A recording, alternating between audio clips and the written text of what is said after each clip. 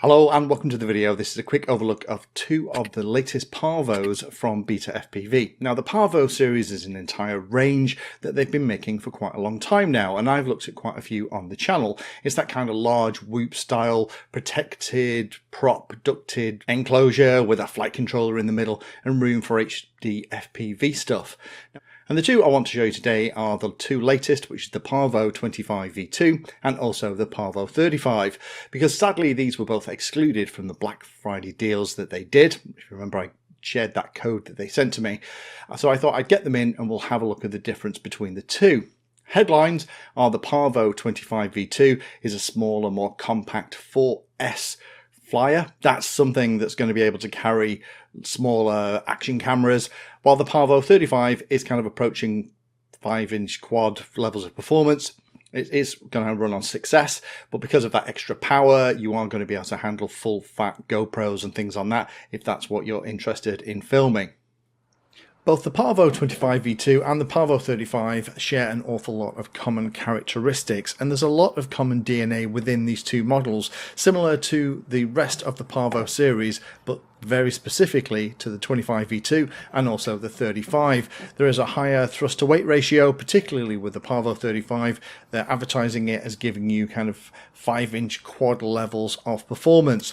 And that's also aided, they reckon, by the fact that they have these ducts that go around the individual props. Both of them have it. That actually makes it very good for proximity flying, so you can fly in and out of places where other quads might clip a prop and fall out the sky. But they also reckon that it increases the efficiency of the airflow too, giving an extra 400 grams of thrust for the PAVO35 in particular, compared to ones that don't have these kind of shrouds. Both of them feature Y-shaped CNC metal support structures inside, designed to increase the structural strength and also be better for vibration when compared to things like aluminium CNC parts. And there's lots of room on here for mounting of action cameras on both of them. Not only to have things like the HD FPV systems, again these are designed around the DJI-03 systems, but now they're also nicely talking about things like the walk snail and other HD FPV systems too. And I'm pleased about that, because I was starting to become a little bit frustrated by what I suspect is DJI telling vendors like this that they could only offer DJI-03 versions of them. Lots of options in both of them, because essentially the flight stack is the same for both and the central piece is the same. It's designed for things like the DJI-03 air unit and the walk snail system too, but because of that it also means that it's going to take the DJI V1 HD stuff, and it's also going to fit HD0 as well, because the mountings are pretty common, and there's also going to be the pinouts on the flight controller so that you can run the HD system and the on-screen display without getting into too much trouble. Both feature an F722 35 amp all-in-one brushless flight controller that has that F722 chip, so that should easily have enough grunt to handle even future versions of Betaflight. And both feature those really lovely cob LED light strips that I'm such a big fan of. They're available in lots of different versions, and they make these things lovely to fly in dusk conditions, but also make it very easy to spot them when they land in dark places too. If we take a closer look, let's look at the PAVO25v2 a little bit more closely. First of all, the wheelbase on this is the 112 millimeters. The motors are 1505 4600 kV, so the props on this are D63-3. Battery connector is an XT30. The weight without your FPV and battery is about 153 grams. The weight with your FPV gear and your battery is about 190. It's designed for a 4S battery, so you're really going to want a 650 to an 850 milliamp hour, and they reckon the flight time is going to be anywhere from 6 to 8 minutes, but that obviously is going to depend on how you fly it. Recommended camera that will fit on here, it isn't going to take a full fat GoPro without struggling, so something like a naked GoPro would be fine, but also things like the Instago, the Peanut, the Runcam Thumb Pro, all those will fit on here as well. Flight controller, again, is that F722 35 amp all-in-one V2, 19mm camera mounts at the front, receiver version Express LRS or TBS, and the camera mount style is that standard GoPro. So what's different between the PAVO25 V2 and the PAVO35? Well, it's just a bigger version really. So the wheelbase goes from 112 to 148 millimeters. The motors go up in size. So these are 2006, 2400 kV units.